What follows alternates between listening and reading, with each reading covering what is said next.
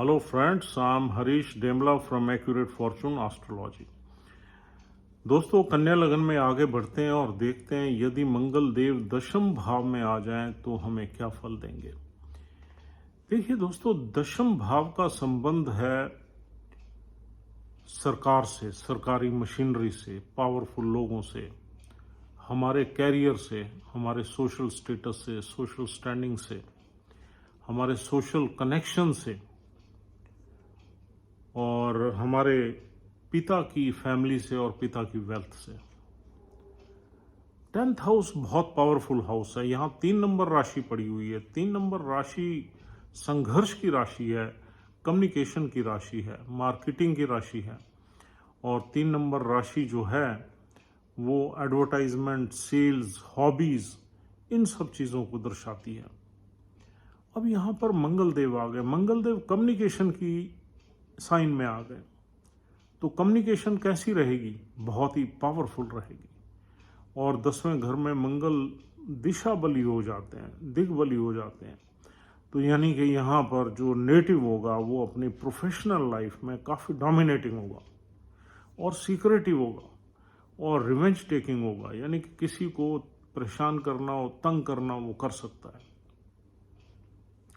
और अपनी मेहनत से, अपने पराक्रम से इंसान लाइफ में आगे बढ़ेगा। हालांकि उसके कैरियर में कई तरह की प्रॉब्लम्स रहेंगी, कई तरह का स्ट्रगल रहेगा, ऊपर नीचे चीज़ें रहेंगी, कभी कभी फेलियर्स भी देखने को मिलेंगे, क्योंकि यहाँ 8th हाउस का लॉर्ड 10th हाउस में बैठा है। तो 8th हाउस की एनर्जी 10th हाउस में आ गई।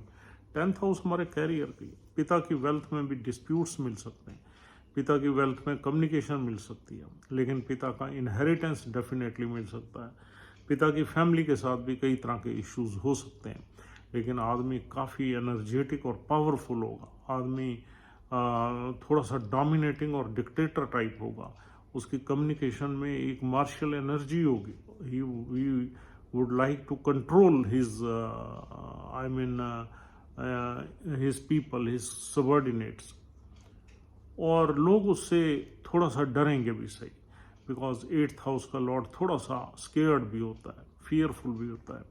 तो लोगों को मतलब इस नेटिव से लोग कुछ डर भी सकते हैं। अब यहाँ पर देखा जाए तो हमारे जो पावरफुल लोग हैं उनसे सीक्रेट कनेक्शंस हो सकते हैं, ऐसे कनेक्शंस जो लोगों को नहीं पता होंगे। और सरकारी लोगों से हमारे कुछ ना कुछ कनेक्शंस यहाँ ज़रूर रहेंगे। कनेक्शंस हमारे थ्रू कम्युनिकेशन मेंटेन हो सकते हैं, through telephone, through mail, through other जो कम्युनिकेशन के चैनल्स हैं, व्हाट्सएप और जो भी चैनल्स हैं, उनसे हमारे कम्युनिकेशन के चैनल से हमारे रिलेशंस जो है बड़े लोगों के साथ मिल सकते हैं। लेकिन हमारी जॉब में अचानक डाउनफॉल और हमारी जॉब में अचानक तरक्की मिलने के चांसेस इस घर में रहते हैं। मंगल यहाँ बहुत ही दिग्बली हो जाता है, एक एनर्जी लेवल यहाँ पर हाई रहता है। सूर्य और मंगल 10वें घर में दिग्बली हो जाते हैं। लेकिन यहाँ पर एक नक्षत्र है, आर्द्रा नक्षत्र, वो राहु का नक्षत्र है। उसमें मंगल को नहीं होना चाहिए। अगर उसमें मंगल हो गया तो यहाँ इंसान से अपने कैरियर में कई तरह की गलतियां हो जाती हैं और आदमी due to over aggression, due to quarrels, due to fights, आदमी का कैरियर एट स्टेक रहता है। क्योंकि ये राहु का तूफान का नक्षत्र है। आर्द्रा नक्षत्र की देवी रुद्रा है। Rudra is a goddess of storms. अगर आर्द्रा नक्षत्र में मंगल बैठा है तो यहाँ पर सेटबैक्स बहुत लगने के चांसेस होते हैं और कई बार हमारे कैरियर में उतार चढ़ाव रहते हैं और कई बार हमें दोबारा शुरुआत करनी पड़ती है कैरियर की। लाइफ टाइम में हम कंपनीज को छोड़ के या अपने प्रोफेशन या बिजनेस को छोड़ के दूसरे बिजनेस में भी जंप करते हैं। तो यहाँ पर 3 नक्षत्र मिलते हैं। पहला नक्षत्र मृगशिरा है, जो मंगल देव का अपना है। अगर मंगल देव मृगशिरा नक्षत्र में बैठे हैं तो बहुत बली हैं और उनमें डिग्निटी अच्छी है। और उसके बाद आर्द्रा के चरण हैं, 4 चरण हैं। आर्द्रा में बैठे हैं तो परेशानियां हैं। और फिर उसके बाद आर्द्रा नक्षत्र के बाद आता है पुनर्वासु नक्षत्र। पुनर्वासु में बैठे हैं तब भी ठीक है, लेकिन पुनर्वासु में प्रॉब्लम्स तो रहती हैं। पुनर्वासु नक्षत्र रीसेटलमेंट का नक्षत्र, और रीसेटलमेंट में आदमी कब जाता है? जब आदमी की लाइफ में कुछ न कुछ डाउनफॉल आता है। लेकिन पुनर्वासु नक्षत्र जुपिटर का है। पुनर्वासु नक्षत्र दर्शाता है कि हम किसी ट्रैजिक इंसिडेंट से या किसी टर्मोइल से निकल के हम रीसेटल हुए हैं। लेकिन आर्द्रा नक्षत्र में तो लगातार हमें फेलियर्स का सामना करना पड़ सकता है। तो Punarvasu is still better than Ardra. Ardra नक्षत्र में यहाँ मंगल देव का होना ठीक नहीं है। बाकी यहाँ मृगशिरा और पुनर्वासु में है तो अच्छे ही रिजल्ट्स देंगे। इसके बाद आपने नक्षत्र के लॉर्ड की प्लेसमेंट भी देखनी है। अगर आर्द्रा में यहाँ पर मंगल देव बैठे हुए हैं और आर्द्रा नक्षत्र का राहु कहीं बहुत ही अच्छा बैठा हुआ है, तो फिर यहाँ पर वेल्थ बहुत ज़्यादा मिलती है, आउट ऑफ बॉक्स मिलती है। आर्द्रा नक्षत्र देने के लिए और लेने के लिए माहिर है। या तो ये पूरी आपकी संपत्ति और पूरे आपके नुकसान में आपको डाल देता है, या फिर ये बहुत ज़्यादा वेल्थ दे देता है। तो क्योंकि तूफान का नक्षत्र है। लेकिन ये डिपेंड करेगा कि राहु बैठा कहाँ है। राहु अगर वेल्थ के घर में बैठा है तो वेल्थ दे देगा आपको 7 नंबर राशि में, और यहाँ अगर मंगल आर्द्रा में है दे देगा। लेकिन मंगल पे राहु की दृष्टि या राहु की मंगल पे दृष्टि नहीं होनी चाहिए, ये कंडीशन है। अगर दोनों में से एक भी प्लैनेट की दूसरे पे दृष्टि आएगी तो हमें सेटबैक्स लगेंगे, परेशानियां रहेंगी। और फिर राहु का किसी अच्छे घर में बैठना भी बहुत ज़रूरी है आर्द्रा नक्षत्र के ठीक रिजल्ट्स लेने के लिए, अच्छे रिजल्ट्स लेने के लिए। अदरवाइज नॉर्मली आर्द्रा नक्षत्र में परेशानियां ज़्यादा रहती हैं। और यहाँ बैठा हुआ मंगल आदमी को टास्क ओरिएंटेड बनाएगा, एम्बिशियस बनाएगा, और आदमी जो भी करना चाहेगा कर लेगा, एडवेंचरस बनाएगा, रिस्क टेकिंग बनाएगा, सीक्रेटिव बनाएगा, और सीक्रेट स्कीम्स को आदमी लॉन्च करके अपने मिशंस को अचीव करता है, अपने गोल्स को अचीव करता है। उसकी जो एक्टिविटीज़ होती हैं उसमें कुछ सीक्रेट्स वगैरह भी इन्वॉल्व होती हैं। हालांकि तीसरे घर का भी स्वामी है मंगल, तीसरा घर पराक्रम का है, तो संघर्ष भी यहाँ पर रहेगा। ऐसा नहीं है संघर्ष नहीं रहेगा। और फिर यहाँ बैठा हुआ जो मंगल है 10वें भाव में, वो जो है चौथे घर को देखता है 7वें दृष्टि से, 5वें घर को देखता है। 5वां घर बड़े गेंस का है, चौथा घर प्रॉपर्टीज का है। तो यहाँ पर दोनों ही घरों के अच्छे रिजल्ट्स मिल सकते हैं, बशर्ते मंगल जिस नक्षत्र में बैठा हुआ उस नक्षत्र का लॉर्ड वेल प्लेस्ड है, और जो जिस राशि में यानी कि बुध की मिथुन राशि में बैठा हुआ है, तो बुध की प्लेसमेंट भी अच्छी होना बहुत ज़रूरी है।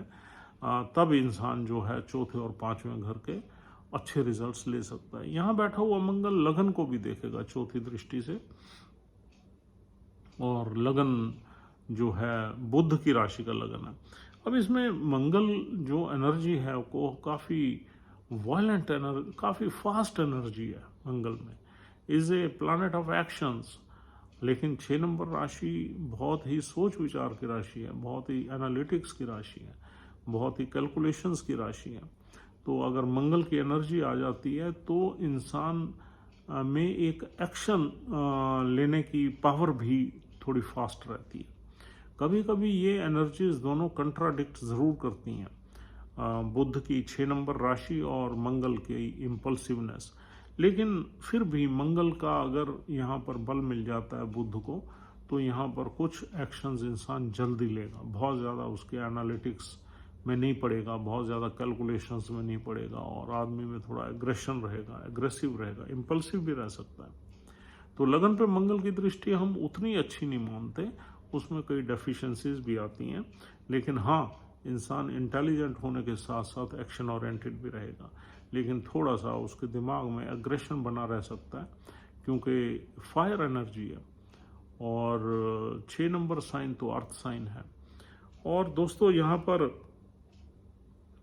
और देखा जाए तो पिता की वेल्थ में आप पार्टिसिपेट कर सकते हो, अगर मंगल आर्द्रा में नहीं। आर्द्रा में है तो पिता की वेल्थ में डिस्प्यूट्स रहेंगे, प्रॉपर्टी डिस्ट्रीब्यूशन में या इनहेरिटेंस में डिस्प्यूट्स रह सकते हैं। और दूसरे नक्षत्रों में है तो यहाँ पर आपको उसके बेनिफिट्स ज़रूर मिल सकते हैं।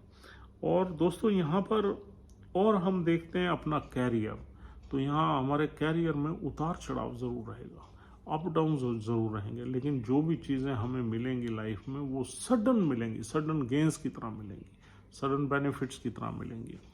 और कुछ यहाँ पर अगर नक्षत्र का लॉर्ड किसी बीमारी के घर में बैठ जाए तो यहाँ पर थोड़ी बहुत हेल्थ में भी इश्यूज रहती है, because this Gemini sign is not a friendly sign for Mars.